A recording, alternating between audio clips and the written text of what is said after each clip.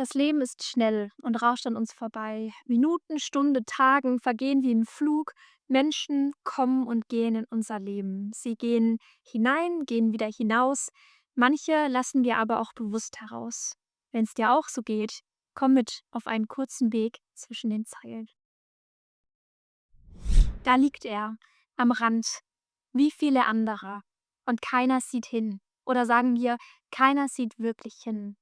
Denn wir sehen so schnell, was auffällt, aber selten das, was anhält. Da ist einer, der nicht weiterkommt und verzweifelt. Da ist die eine, die schon wieder klagt und darüber verzagt. Und wir nicken verständnisvoll und gehen weiter. Weiter und immer weiter. Treffen den Nächsten. Puh, denen geht es Gott sei Dank gut. Doch was ist wohl bei den anderen passiert? Ach, vermutlich sind die daran selber schuld. Aber einer, der den Weg mit uns geht, bleibt stehen. Er steht still vor dem einen, der da liegt. Jesus sieht. Er steht, er fragt, er hört. Er fragt nicht nach Gründen, er fragt nicht nach Schuld, er fragt nach dem Herzen. Was willst du werden? Willst du heil werden?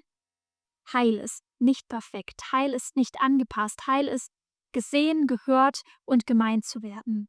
Heil ist näher.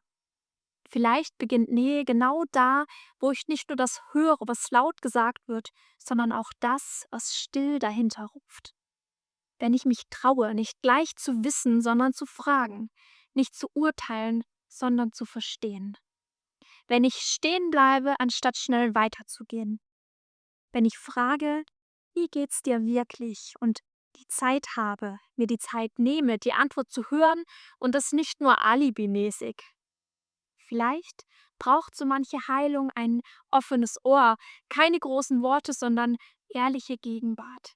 Denn heilende Nähe hat Hände, die halten und Ohren, die bleiben. Sie schaut nicht darüber hinweg, sondern hört hin, hört hinein und bleibt einige Zeit bei dem, was da quält, was da weh tut, was echt ist, bei dem, was zählt.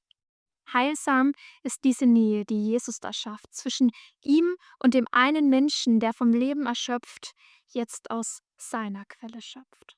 Schaut euch doch mal in eurer Gegend um. Vielleicht gibt es da auch die ein oder andere Person, die Hilfe braucht, das vielleicht nicht ganz offensichtlich ist. Oder schaut doch mal bei der Invisible Disability Week vorbei.